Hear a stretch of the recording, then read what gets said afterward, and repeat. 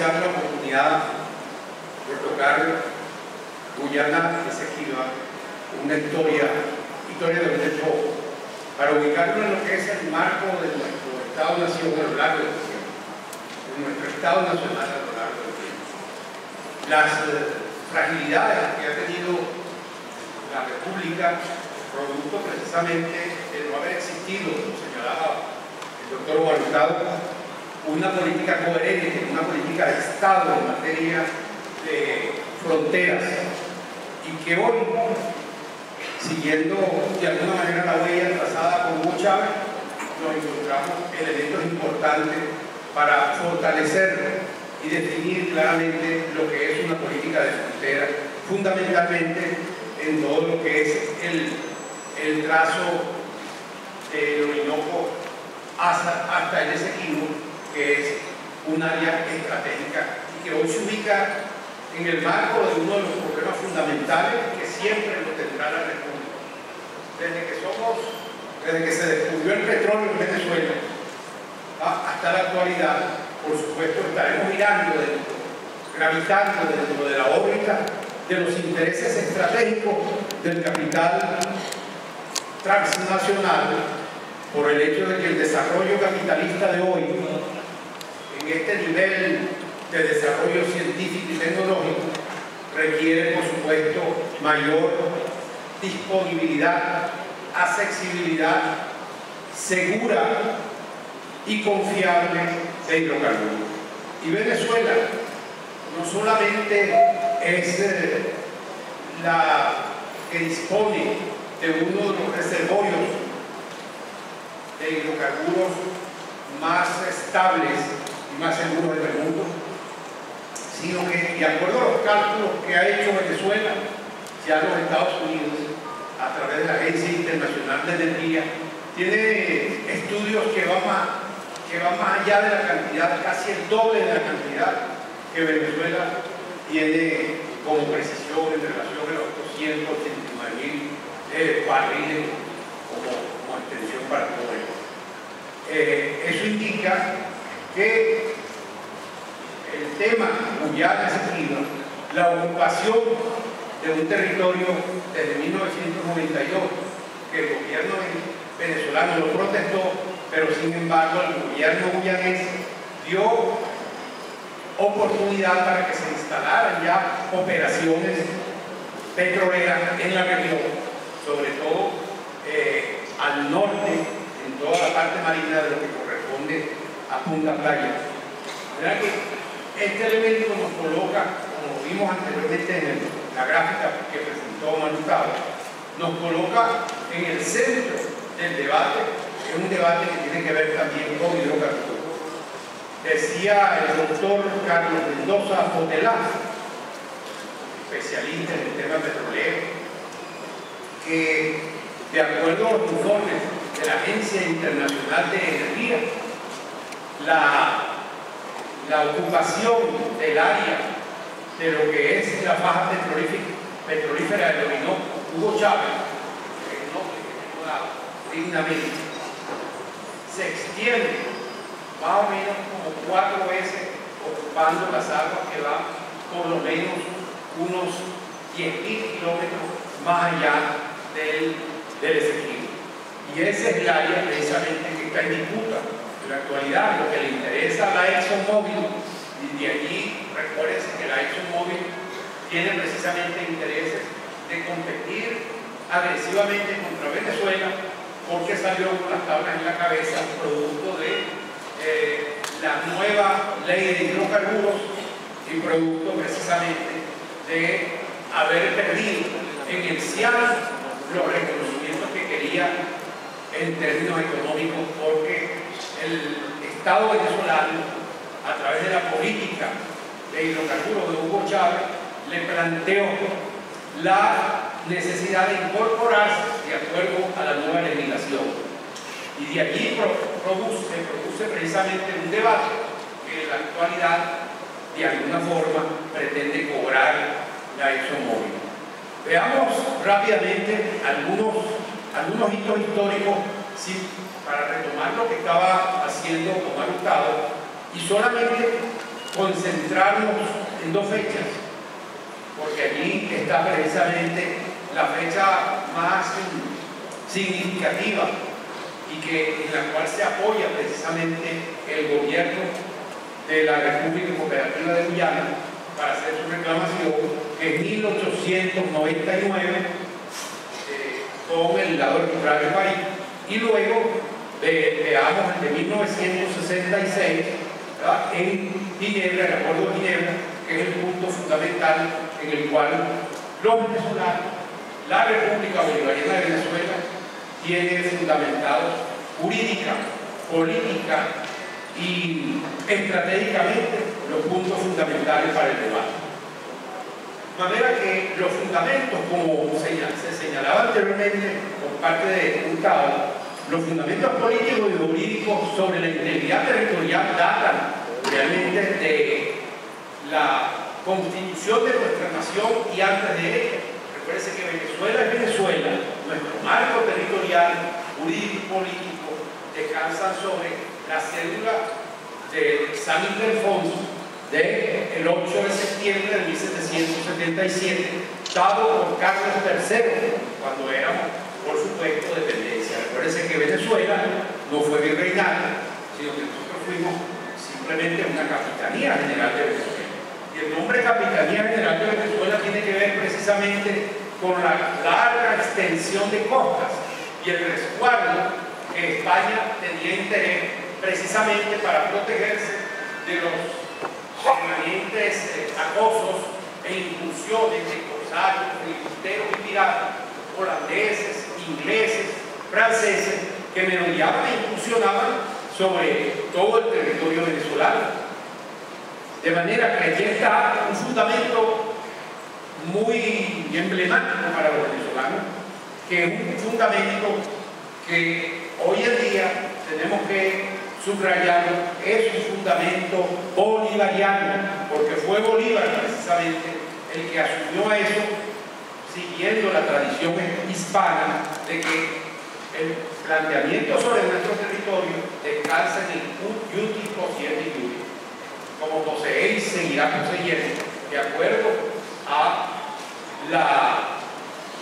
la cédula del 8 de septiembre de 1777.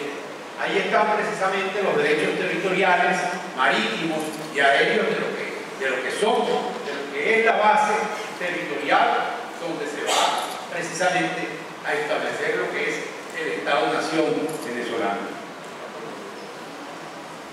1797, como bien se sabe, Gran Bretaña, ya para esa fecha, en el pleno ascenso del capitalismo librecambista, dueña de los mares, como botín de guerra, se posiciona en Trinidad y Tobago. Y eso precisamente le permitió extremar sus intenciones de acuerdo a lo que se había firmado, suscrito en el Tratado de Suez en 1713. Comienza a partir de ese momento toda una puja permanente por extenderse más allá del margen oeste del río Esequibo. De manera que las posesiones españolas siempre estuvieron al acecho por parte de las intenciones británicas de entrometerse en ese territorio y extenderse mucho más allá de lo que le corresponde. La próxima.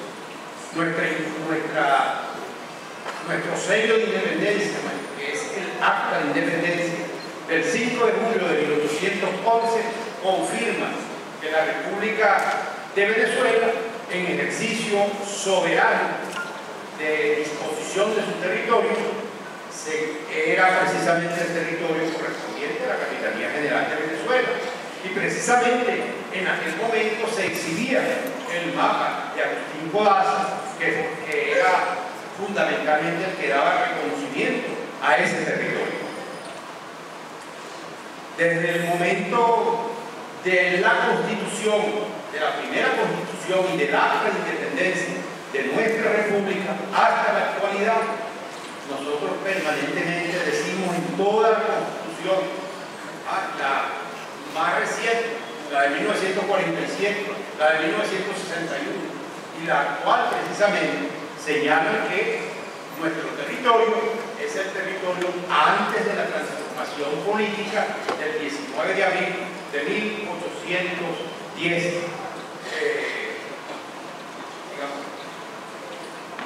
En 1821 es la fecha en la cual se constituye la República de Colombia.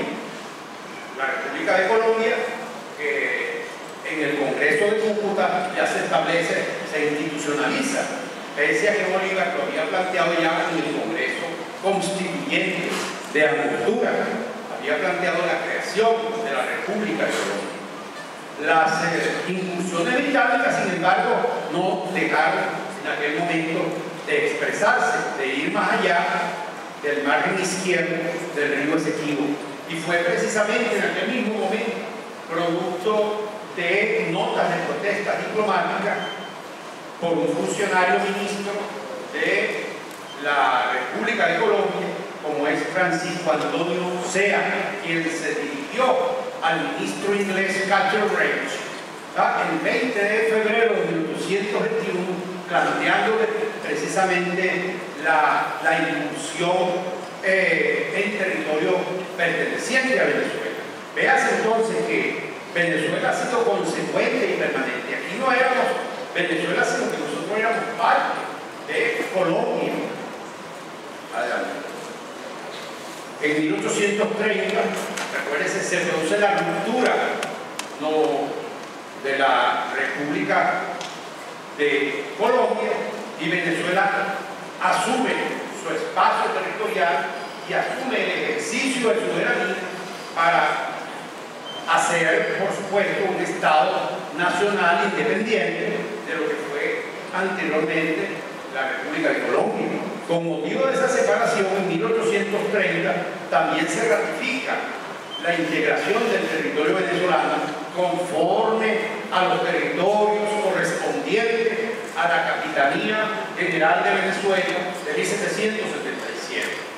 Asimismo, en 1834, el Reino Unido de Gran Bretaña reconoce la independencia de Venezuela y, por supuesto, ese territorio, al reconocer que ese territorio formaba parte de la integridad territorial de lo que es Venezuela en aquel momento. 1835-1840, el gobierno británico encomienda al prusiano Robert Herman Schomburg de la Royal Geographical Society of London la elaboración del mapa, donde traza una línea al oeste del Esequibo como límite de la colonia británica, con una ilegal anexión de 4.920 kilómetros cuadrados. Eso en 1935. En la misma dirección, hay varias líneas, en la misma dirección, en 1840 produce una nueva línea, un nuevo trazado, donde la rapiña británica deja publicar un mapa donde Londres se anexiona nada más nada menos que 141.930 kilómetros cuadrados. Adelante. 1841, el gobierno venezolano, a través del plenipotenciario Alejo Fortije, solicita al gobierno británico la remoción de los postes que se habían colocado siguiendo la última versión de Schomburg, pretendiendo, por supuesto, hacer que esos postes sirvieran como reconocimiento a un territorio inglés. Ese trazado entonces fue removido y Venezuela hace reconocimiento bajo protesta de lo que es su espacio territorial como parte de su soberanía. En 1887, el gobierno de Guzmán Blanco, lo señalaba ante la invasión incesante de Gran Bretaña de aumentar el territorio, en aquel momento, la línea límite en 25.000 kilómetros cuadrados para un total de 203.301 kilómetros cuadrados. Decide romper relaciones con el reino. De manera Vean ustedes la progresión sistemática, permanente de Inglaterra en aquel momento. Recuerden que Inglaterra para esa fecha era la dueña y señora de los mares. Inglaterra era la que dominaba en términos del capitalismo liberal de la época, era lo que predominaba.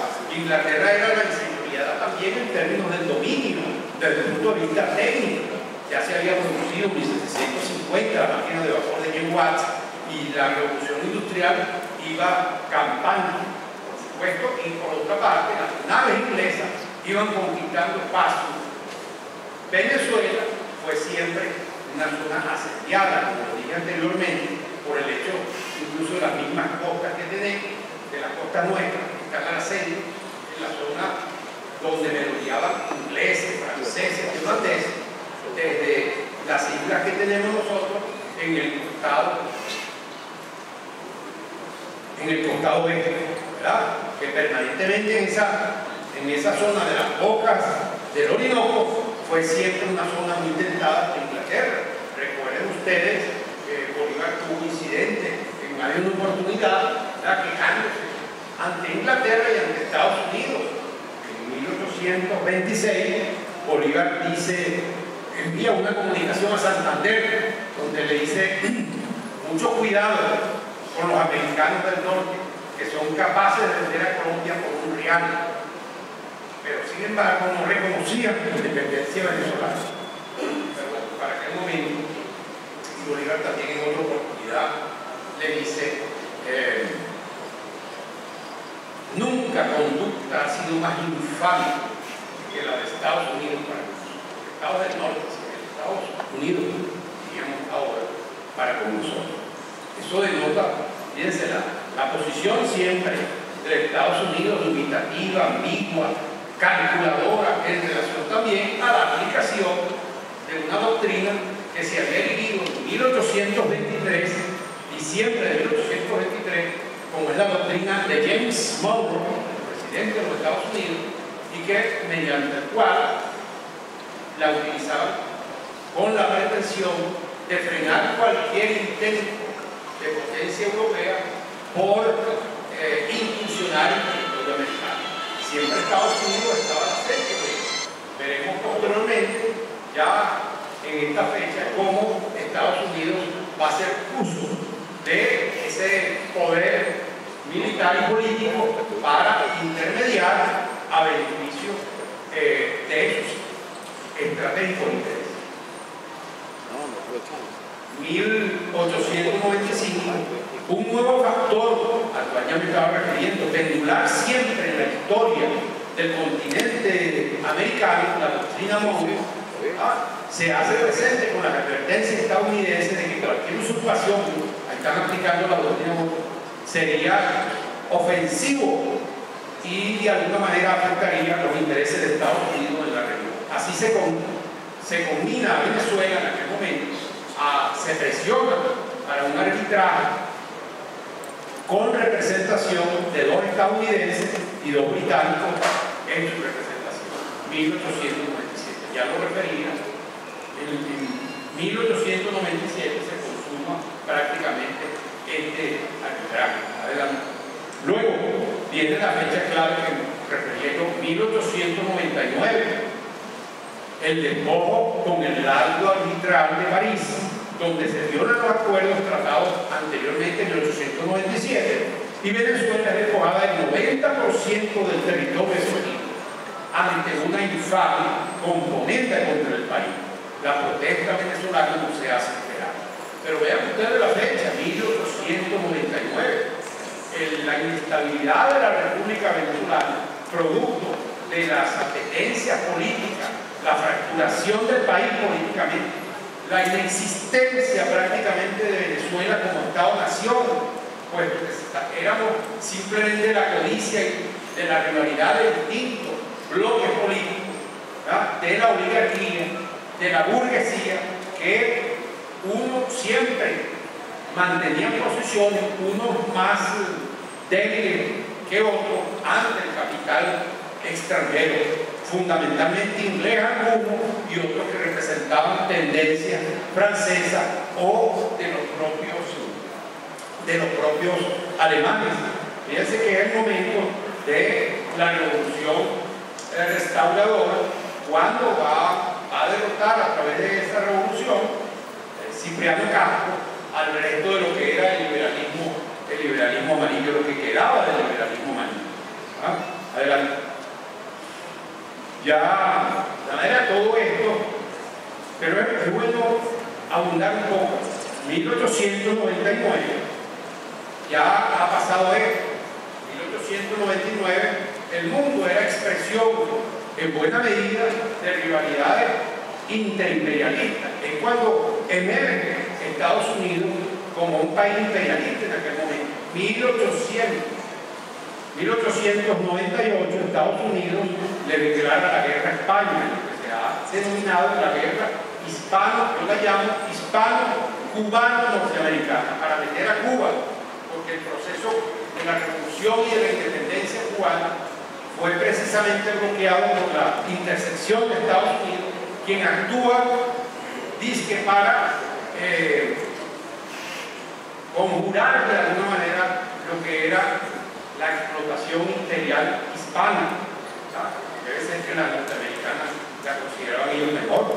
Bueno, se queda en Puerto Rico, la convierte, como ya sabemos, después en una colonia, y a Cuba le impone la enmienda Platt, y surge allí lo que es el corolario Roosevelt, de Theodore Roosevelt, que va a ser un elemento donde se asume Estados Unidos como policía de América Latina, como gendarme de América Latina, y con la capacidad de intervenir en cualquier oportunidad que él lo considerara inconveniente o como amenaza a su seguridad nacional. De manera que la política ha sido constante. Recuerden ustedes la consideración del presidente Obama, que nos consideró una amenaza inusual, extraordinaria. ¿No? Ahora, 1899, entonces, con el laudo arbitral de París, se conjura todo lo que es la componente donde Venezuela prácticamente va a estar ante la amenaza de estos ejes imperiales en aquel momento. 1949 se revela el fraude contra Venezuela en el laudo arbitral de París al publicarse, lo señalaba el colega, en The American Journal of International Law, el memorándum dejado por Severo Manet Fregoso, que como abogado de Venezuela denuncia la maniobra artea contra Venezuela y el complot para el despojo, dejando al descubierto lo írico y nulo del laudo de París de 1899. De manera que ese elemento dejado por quien había sido representante supuestamente de Venezuela, digamos, devela la componente, la maniobra que se había realizado contra el país por parte de Inglaterra, de Estados Unidos y de otro aliado, que creo que era Moscú en aquel momento. Adelante. El acuerdo de Ginebra, entonces, es la base expedita para la negociación del diferendo, de manera que ya ahí están los dos puntos clave. Es la base fundamental sobre la cual Venezuela hace recaer su derecho legítimo para el reclamo que le corresponde en la controversia de 1962. Venezuela, a través de su canciller Marco Falcón Briceño, hace en el marco de la Asamblea General de Naciones Unidas, hace precisamente formar denuncia del írrito y nulo laudo de París del 1899, dando lugar a la reunión que en 1963 se produce entre las partes y acuerdan entonces dirimir por vía pacíficas la solución al conflicto. A partir de allí viene la reunión de 1966, en la cual se acuerdan Venezuela y Gran Bretaña y la autora colonia de Guayana Británica. En aquel momento más o menos coincide con el momento cuando le dan la independencia a la Guyana, que se da entonces la República Cooperativa de Guyana. Acuerdan reconocer la existencia de la controversia sobre el Esequibo, fijan los términos para la búsqueda de la solución pacífica conforme a la Carta de Naciones Unidas.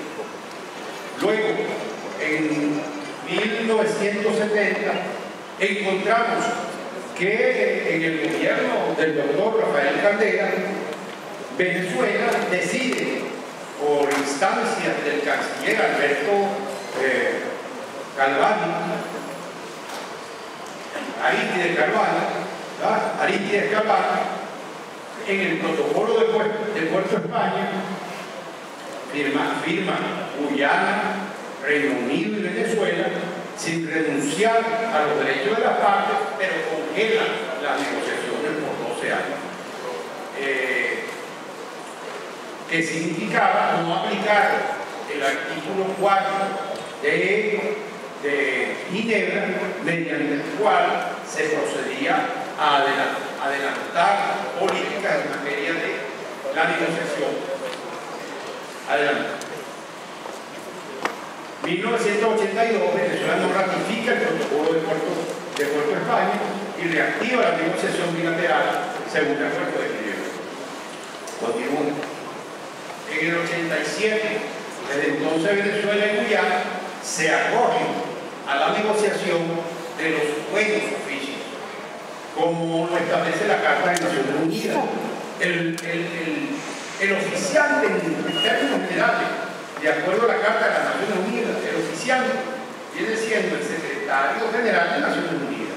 Lo que pasa es que el secretario general de Naciones Unidas delega en otros funcionarios que designan de mutuo acuerdo para sus funciones como negociador.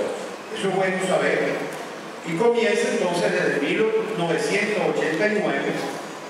Los buenos oficiantes han sido hasta ahora Alistair McIntyre, 1989 hasta 1998, Oliver Jackman, de 1999 hasta 2007, Norman Gilman, que murió el año pasado. Este último pues, ha sido el que más avanzó en términos de las negociaciones. Sin embargo, en la actualidad, recuérdese que la canciller Delcy Rodríguez, por instancia del presidente de la República, Nicolás Maduro, solicitó nuevamente la designación del oficial para continuar en las negociaciones de acuerdo a este tratado que firme asume como derechos los planteamientos jurídicos hechos anteriormente. Adelante.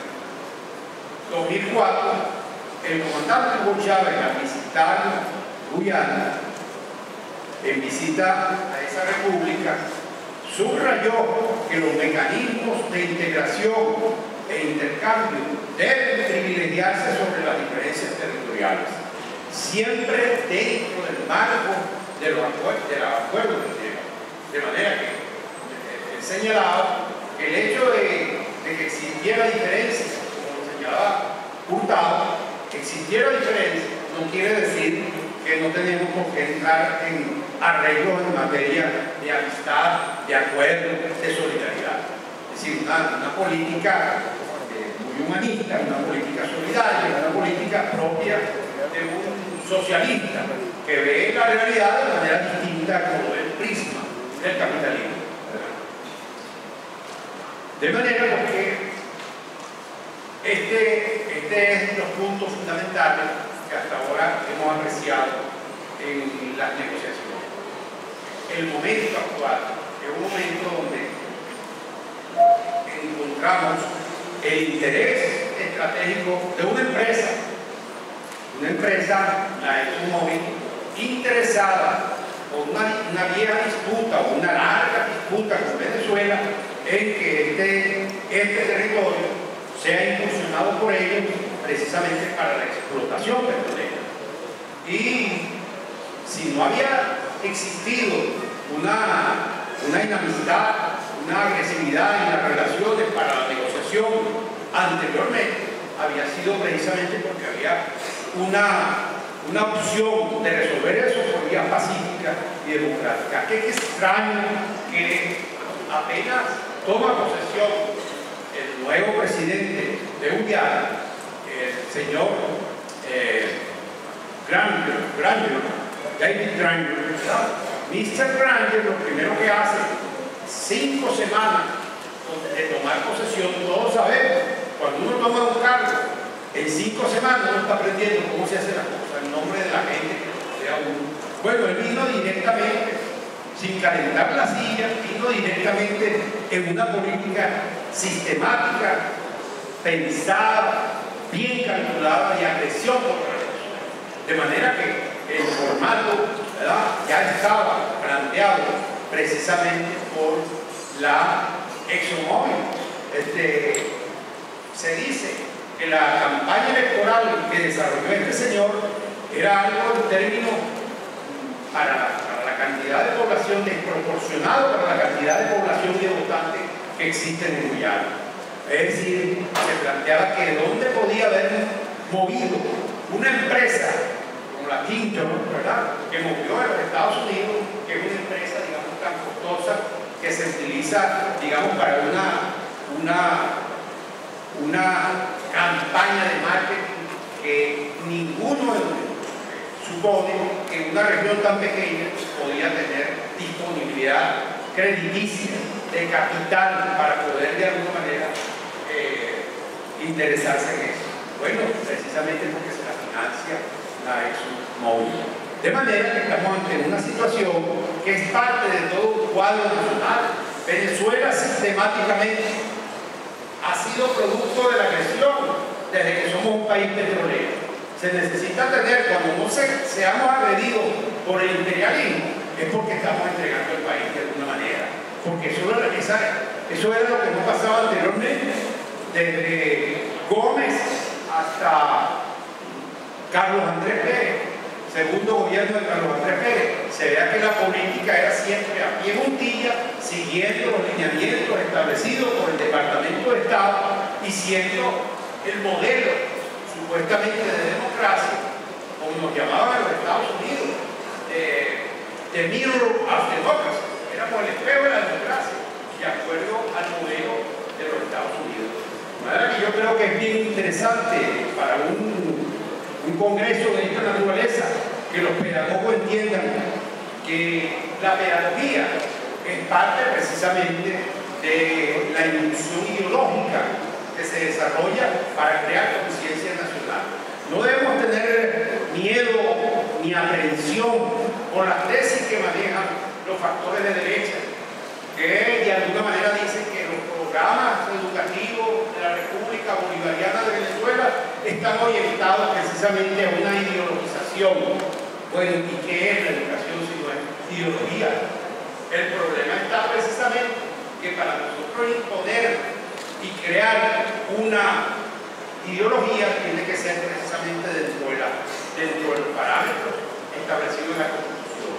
Y debe ser precisamente para desarrollar una visión histórica que realmente responda a la verdad histórica y que responda al desarrollo de la nacionalidad, a la identidad nacional y a fundamentar los principios básicos de nuestra historia de acuerdo a como lo pensaba nuestro libertador Simón Bolívar, que Chávez nos trajo a convertirlo en el hombre diario del siglo XXI. De manera que el gran proyecto bolivariano de hoy es precisamente el proyecto que Chávez lo elabora, lo piensa, lo impulsa, y lo convierte en pieza estratégica de la patria para consolidarla y mantenerla como producto precisamente de ese bolivarianismo actual que responde a nuestra historia y que responde a la visión de patria que nunca realmente la habíamos concebido en ningún momento como la concebimos